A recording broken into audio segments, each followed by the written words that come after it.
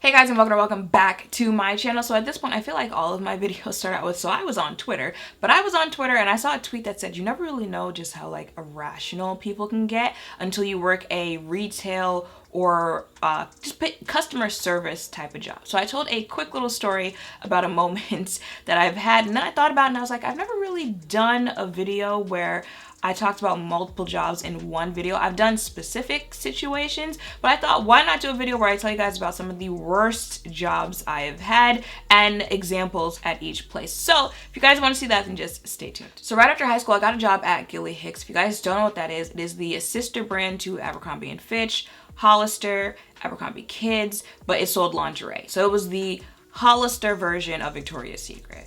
And when I was working there, well, I got hired as a model, but I didn't do any modeling there, all right? Some people really let that title go to their heads, but you weren't modeling if you worked there. You were a sales associate, all right? You were working at the cash register, greeting people when they walked in, fixing clothes on the floor, or you were in the fitting room. And that was my favorite place to be. I loved being in the fitting room because you didn't have to do that much.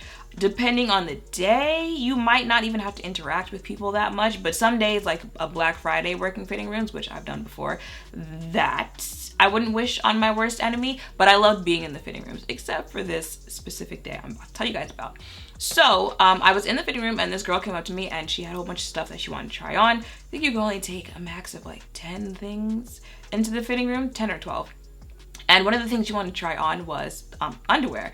Now, Gilly Hicks lets you try on underwear with like nothing separating you. There's no sticker on the crotch area. You can take your pants off, take your underwear off, and try on the store underwear. And like, that's fine. I'm pretty sure you can't do that. You couldn't do that at Victoria's Secret, but you could do it at Gilly Hicks. So she wanted to try on the underwear and some other stuff. So I opened up the door. I let her go in. She's in there for however long, maybe, I don't know, 10, 15 minutes. She comes out and she's like, oh, I don't want this stuff, but I'm taking this stuff. And she hands me the stuff that she doesn't want, right? So I'm pretty sure it might've been like a busier day. So the stuff that she didn't want, I just took it and I threw it onto the table, knowing that I'm going to put it back in the return bin at some point, right? So when I finally get to the stuff that she didn't want, I'm going through it, and one of the things that she did not want is the underwear that she had tried on. So when someone tries on underwear and they don't want it, you have to damage it out, and damaging it out is basically writing up a report sticker and sticking it on the item, in this case the underwear, saying that like this person tried this on, so you have to damage it out. I don't know if they like send it somewhere to get it cleaned, I don't know, but I had to do that with the underwear because she didn't want it, right? So I am writing out the sticker saying like you have to damage it out because the customer tried the underwear on and she didn't want it, and then you have to go stick it on to the item, right? So I go to, actually, I don't know if it was, I was going to stick the sticker on or the underwear had moved because it was in a pile with like other stuff, but somehow the underwear gets to where it's the crotch area is exposed on the table, and I see discharge on the, like it's still wet, discharge on the underwear, and I was like, okay, see, I don't get paid for this. I'm supposed to put that damage out sticker on. Mind you, I'm supposed to touch this underwear again at this point, knowing that like not only has it been on someone, but there's still like wet discharge on it. You don't pay me enough for that, okay? I'm pretty sure I was making $7.25 working there. That's not happening. So you do have a walkie-talkie on you to talk to the managers who are most likely in the back. So I call the manager and I'm like, listen, I'm gonna need you to come damage this item out because I'm not touching it, all right? So she gets the, and I left the underwear exactly how it was exposed like that. Yes, if any customer had come in, they would have seen it. That's, again, not my problem. I left it right where it was because, again, I wasn't touching it. So the manager comes up and you can just tell like she's already annoyed that she had to leave the back to come fix my issue. She gets there and she's like, you know, like, what's the issue? Whatever. And then she sees, like, she stops in her tracks and like looks at the underwear there and she's like, oh, you gotta damage that out. And I'm like, oh, I know, that's why I called you so you can damage it out because I'm not doing that. Like when you can't do something as a regular employee, that's why you call a manager. So I called the manager because I'm not doing that. She's like, but that's your job. And I'm, you know that Diddy meme where it's him and he's like, and then the contestants looking at him like, that's how we were looking at each other, just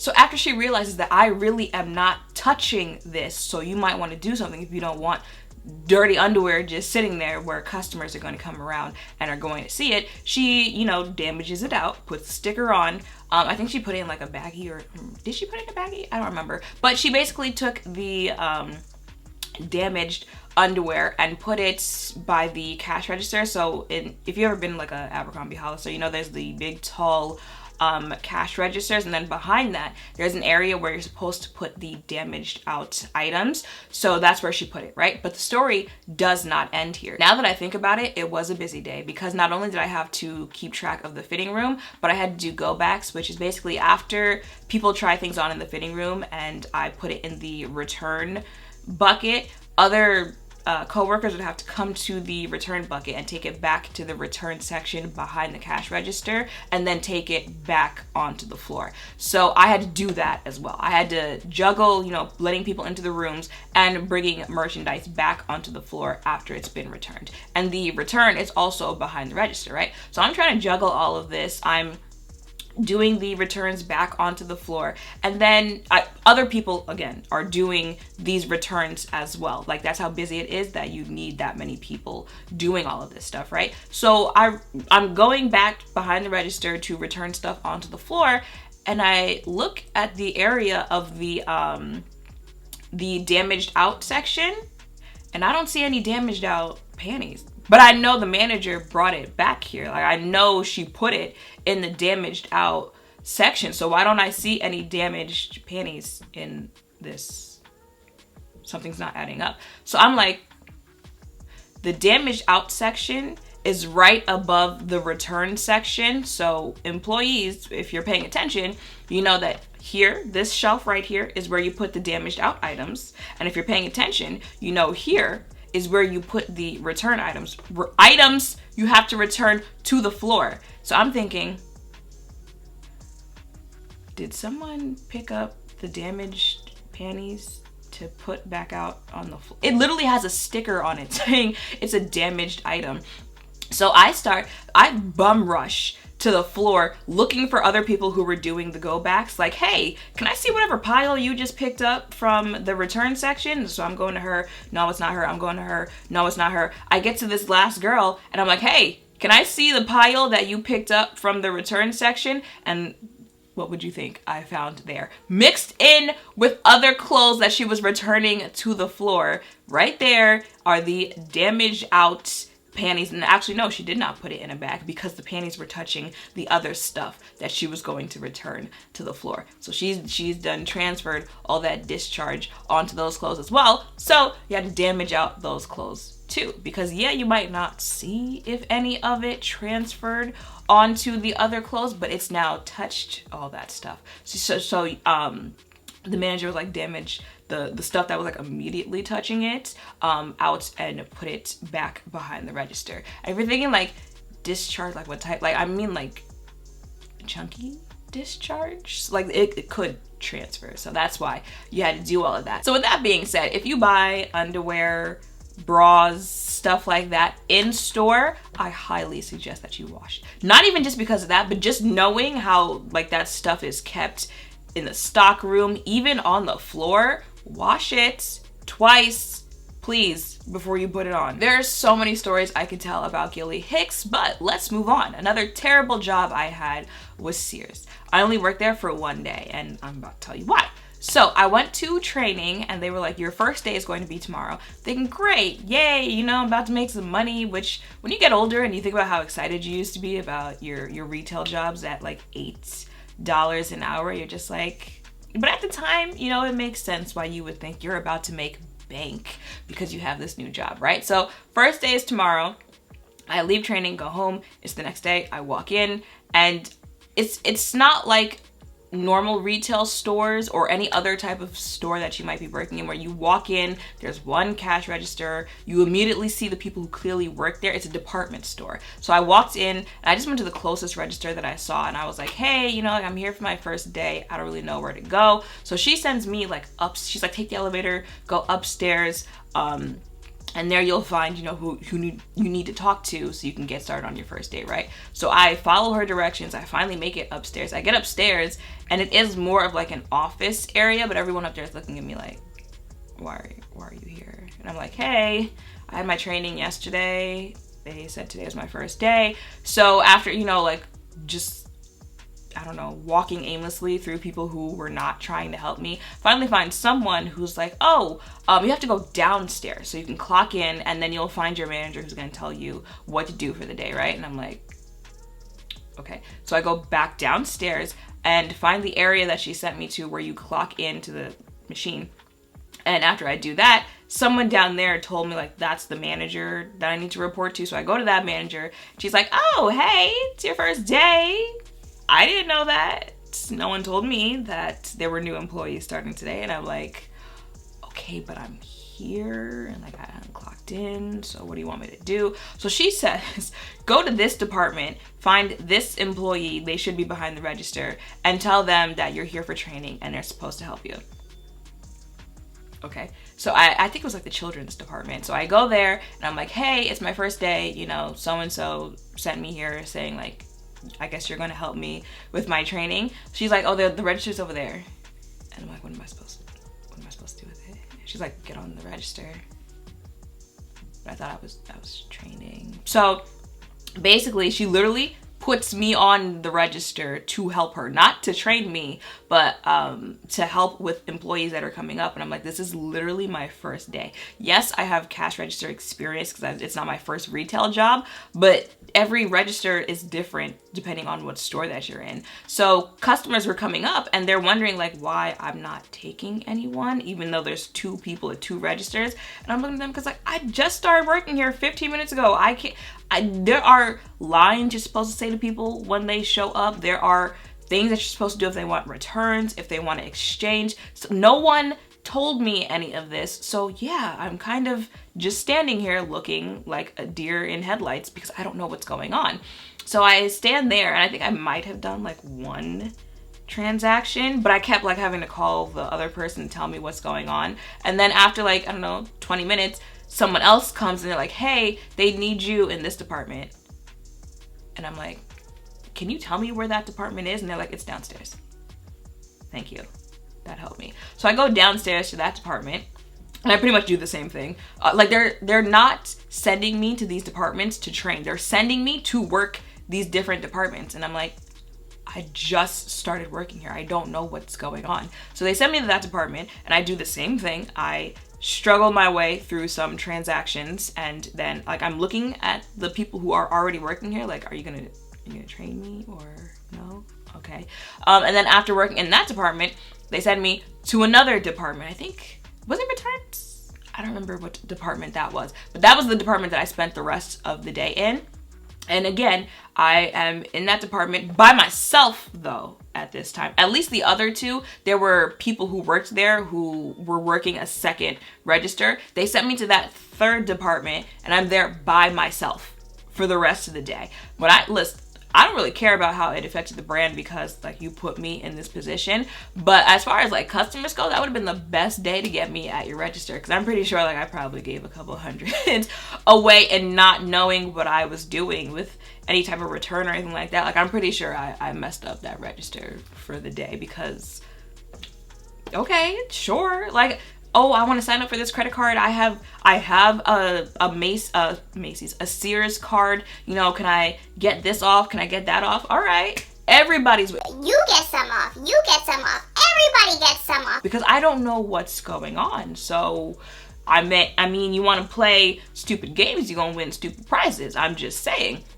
So I didn't get a break the entire day that I was there because I don't think even the people who worked there knew that I worked there because the only way you could tell I was in all black. That's it. I didn't have like a badge, a name tag, anything like that. So they probably were just like, oh, you know, just regular Sears business. I didn't get a break that day.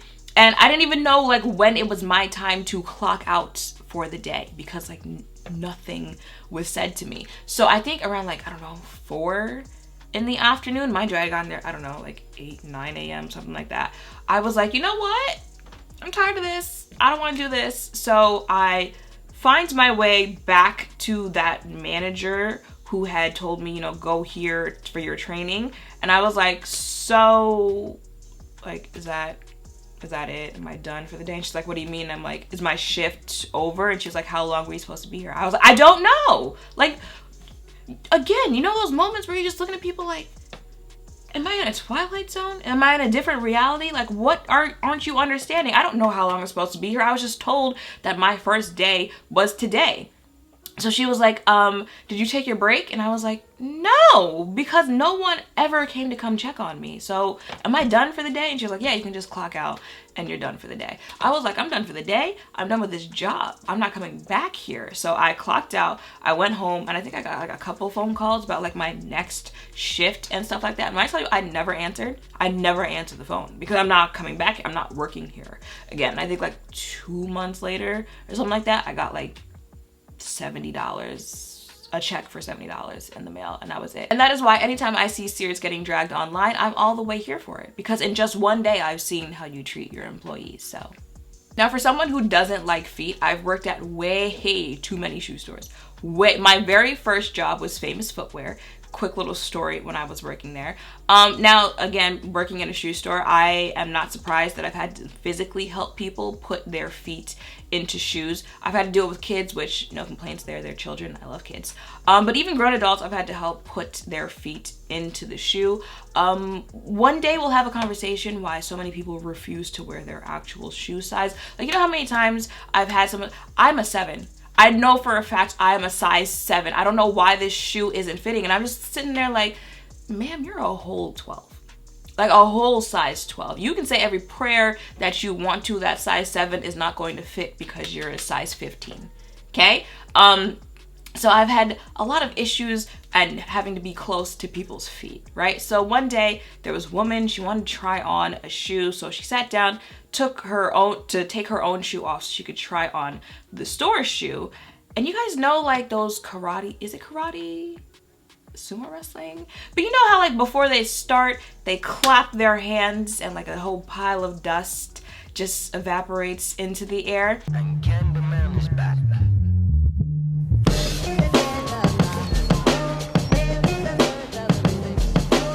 She took her shoe off to try on the other shoe, and when I tell you, like, just a ball of pixie dust just flying in the air from her ashy foot to try on the other shoe, and I'm standing there like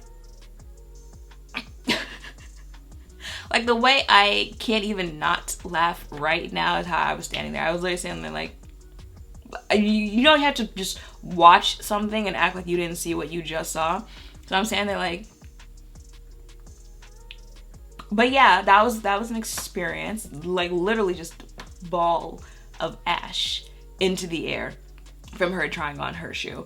I worked at She Buy Journeys, and this is the story that I told on Twitter last night that started all of this. So while I was working there, it was like close to closing time, and this woman comes in. She wants to return her shoes. Okay, cool, no problem. Can I have the shoes that you're returning?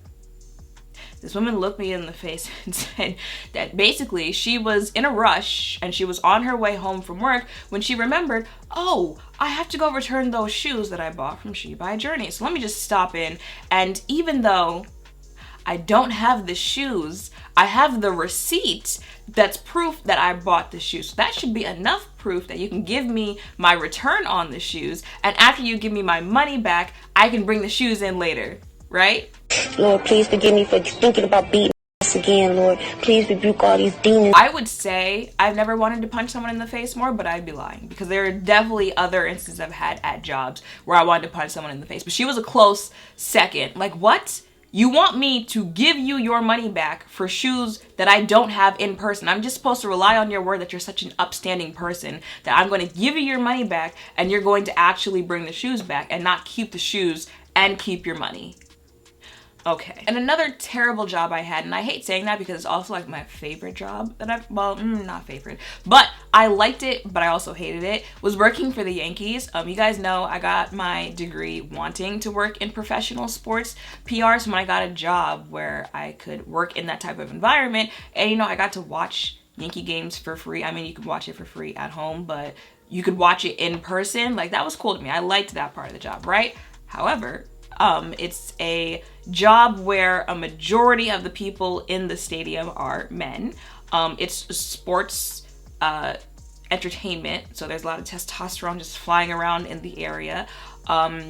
Unlimited alcohol, so you can imagine what that's like. And I have, you know, a couple of stories about the men who worked there trying to hit on me. I could also do full-blown story times on men who were just guests there who hit on me. Like, there was the one who picked me up and ran away. Yeah, he picked me up and ran away with my body in his arms. Not like a pick me up and try to run out of the stadium, but like he was just drunk and being dumb. So he picked me up and ran off with me. There was that. There was the man who at the end of one of the games came up to me and said, I would love to just take you somewhere in 4-letter word you. And I'm not talking about the F word, 4-letter word. Yeah, he literally said he would. Yeah. So at some point, I just realized I have to brace myself every time that I go to work to know that I'm going to be harassed in some way, right? But if it wasn't the sexual harassing that I had to deal with, it was the angry harassing that I had to deal with. So working in the guest relations office, one of the things that they offered were first game certificates, and basically people would come in, they would give their names, I type their name into the computer, print it out, and you get a nice little certificate that says, you know, Jane Doe visited Yankee Stadium on this day, right? So that was a very big attraction for people. A lot of people would come up and get those, right? There's only one computer though. So if something's wrong with the computer, I can't do anything for you. All I can do is tell you, like, I'll take your name down and I'll have one of these mailed to your house. Like, what else do you want me to do after that? I can't go in and fix this computer. So besides mailing it to your house, what else would you like me to do? So this family came in. They wanted a first game certificate for their kid. In the middle of trying to get this done, the computer just like shuts off. You can't even say die because it's like, you know, you could charge something that dies. Like, it just goes black and stops working. What do you want me to do? So I'm like, you know, unfortunately, mind you, there's like a line behind these people. I'm like, unfortunately, the computer has stopped working. All I can do is take everyone's name down, take your address, and I'll mail it to you. This one woman, it was her kids in her hands, and then her husband, boy, whoever he is, to her, he is standing there. And they're like, no. I'm here now, so I want the certificate now. Okay, I also want $1 million, but I can't get that right now, and you're not gonna get the certificate right now. So what do you want me to tell you? So in the midst of her, you know, going back and forth about how this is ruining her kid's experience being here for the first time, her kid is grabbing onto my computer, the computer that's already not working. The kid has like both hands on the computer screen, rocking it back and forth. And then the man is in my face telling me, you're gonna fix this. You're gonna fix this. You're gonna get out of my face is what you're going to do before I call up security and they throw you out of the stadium. And I literally said that. I said that you're going to get out, because like he's in my face. You're going to get out of my face before I call up security and they throw you out of the stadium. Oh, they're gonna throw me out of the stadium. They're gonna throw me out of the stadium. Throw this. And then he threw his beer in my face. That's why I said before that I couldn't say I never wanted to punch someone in the face more than the other woman, because I certainly wanted to call up a couple cousins and get him jumped in that moment. But okay, so you can hang on to your word that you can throw your beer in my face. I can hang on to my word that I can call security and have them come throw you out of the stadium. And that's exactly what I did. Mind you, I told the story about security guards, but you gotta have at least like 1 or 2 security guards in your pocket that you can call who were down if anything ever goes wrong. So I called them and they're ready to take him out of the stadium. And of course, now that he realized I wasn't bluffing, I really can have you thrown out of here. Oh, I didn't throw beer in her face. I put my beer down, and because she's already down there, because they're standing like I'm sitting, the beer tipped over, and that's how it fell on her. And besides the fact that there are actual witnesses, that physically doesn't make sense. Like, that's physically not possible. If your drink is here on a table level with me and it tips over, then how does the dripping down my body start from like here down? You knock over a drink that's like here, at most it's gonna be like, what, here? Maybe some of it might splash onto your face. Like, that's not physically possible. So keep saying it. Just keep saying it. keep saying it out loud. And maybe you'll convince Hope, because you won't be convincing anyone here. So dream on outside the stadium, because that's where they put them. I've certainly had other jobs, but I don't want this video to be like a whole hour long, so I'm going to end it there with some of the experiences I've had. Let me know if you guys would want a part 2, but yeah, that is it for some of the worst jobs that I've had and some of my worst experiences. Let me know some of yours in the comments down below. Make sure to thumbs up, comment, and subscribe down below. Thank you all for watching. I will see you in the next one. Bye.